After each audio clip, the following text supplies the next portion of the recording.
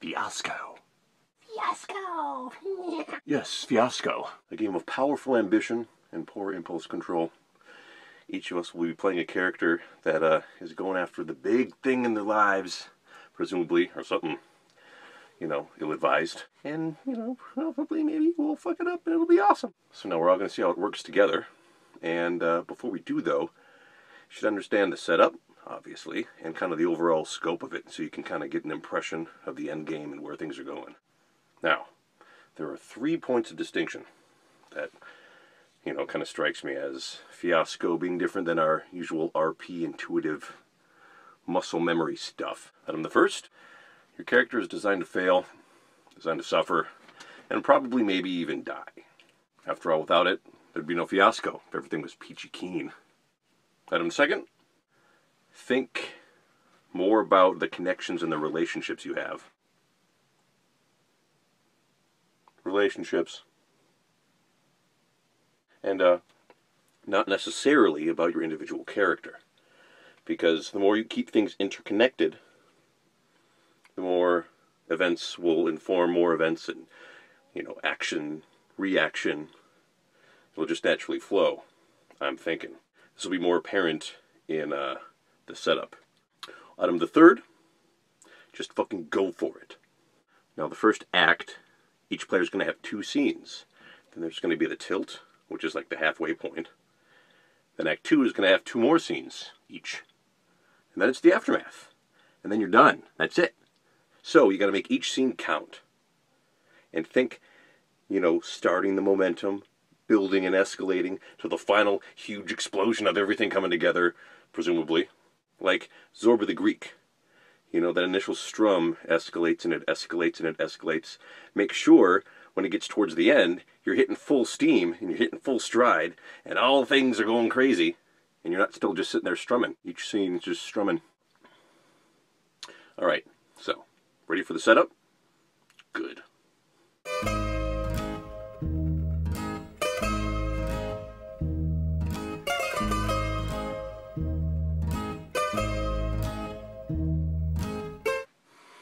Yes, the setup.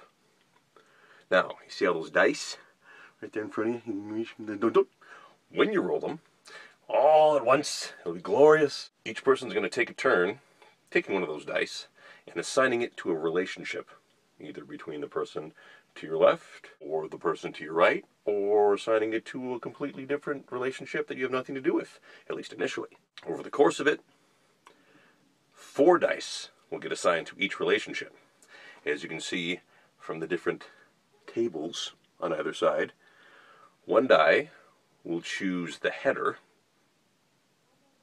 another die will choose something within that header, and another die will choose a need, object, or location. And like the relationships, it'll have something specific within that. And again, it could be something you pick for yourself in your own relationship, or something that somebody else thinks that'll be interesting. And you're going into this without even having the character decided. You don't have a name, you don't have an identity. But you will as these relationships flesh out. So in the end, there'll be 4 dice for each relationship.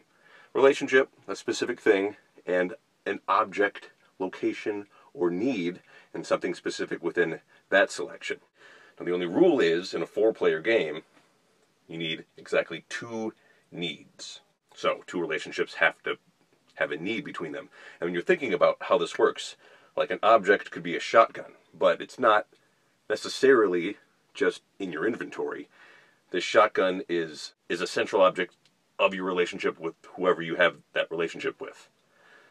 So it's something that connects you both, and you're both equally invested in this object. Maybe you're brother and sister, and this shotgun was your grandfather's, and it's, you're both tied to it. and have equal investment in whatever way you interpret. And feel free to interpret these things as loosely or as literally as you want. So you're ready to roll a shit ton of d6s? All right. I'm going to fade to black now. I'll see you on the other side.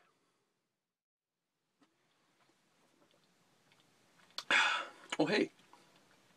I bet you guys have all your relationships figured out. 4 dice to each relationship, a header, a specific, an object, need, or location in common, and a specific thing within that header? I thought so. All right. Now take all those dice and put them back in the middle. The values don't matter right now. Just put them all back in the middle. We're ready to start. So here's how the session is going to proceed. So Act 1 is going to commence with scenes. When it's your turn, you're going to be the active player, the central character, and you're going to have to choose whether you want to establish the scene or you want to resolve the scene. When you establish the scene, obviously you're in control of how it's set up. You're asking yourself, who's there? Other significant characters at the table, are they there? Where is it? Do I want to include one of these key locations as they exist in these relationships? What objects are involved? And what need is being addressed? You want to incorporate things that are out there in these relationships because that helps accelerate things and move things forward, I'm thinking. You can even ask when this scene is occurring. I mean, it's probably going to be closer to the beginning of the story, or is it? Maybe it's a flashback. Maybe later on in the game, this particular scene is happening at the same time a previous scene was occurring on the other side of town, or whatever. Doesn't matter. It's all up to you to decide, because you're the one, or ones, if the active player decides not to establish the scene, everyone else can, to get the ball rolling and say, here's what we're dealing with. Deal with this. Now, everyone's free to chime in all aspects of this game and contribute ideas and be all collaborative and great. But if you are choosing to establish the scene, control is ultimately on you. Likewise, if you're choosing to resolve the scene, you're going to, at whatever point you think is clever, or when the muse strikes during this established scene that's unfolding through RP and descriptions and whatever, without interrupting the flow of this, you're going to take a die from the middle of the table. You're going to take a light one if you think this scene is going to end well for the character involved. Or, if you think it should end in a degree of shit, silently, non-verbally make the gesture by placing a dark die in front of them. Ideally, this will just be noticed and integrated into the rest of the scene being played out, for better or for worse. When the scene is resolved, they take that die that was placed in front of them, and in Act 1, you give it to somebody else. In Act 2, you keep it in front of you. So, who do you give it to, and what do these dice in front of you matter? Well, the tilt at the halfway point and the aftermath at the very end, each of those stages, you're going to take the dice that are in front of you, and you're going to roll them all up and compare the results of the light and the dark dice. And you're going to subtract the lesser from the greater. What you're going for is a big result, meaning one type much greater than the other. 0, as in a value of light dice equal to the value of the dark dice. Like, rolling this, for instance, this minus this is 0. That's the absolute worst, and you'll find out why. But you want to avoid that by having friends in the first act give you a particular type and not a mixing type. And as the second act happens, you want to continue to grow that pool that you'll be holding on to, and hopefully having it be something far greater than the other. Now you can see how this could be a sort of metagame dual pull, which is fully intentional by the design, I'm thinking. Because on the one side, you're thinking how your character in the story is going to be affected by things going well or poorly for them, but you as the player are also making decisions on, all right, well, shit, I want things to go well in the second act, but if I choose to resolve, and I hold on to this light die, I've got a shit ton of dark dice.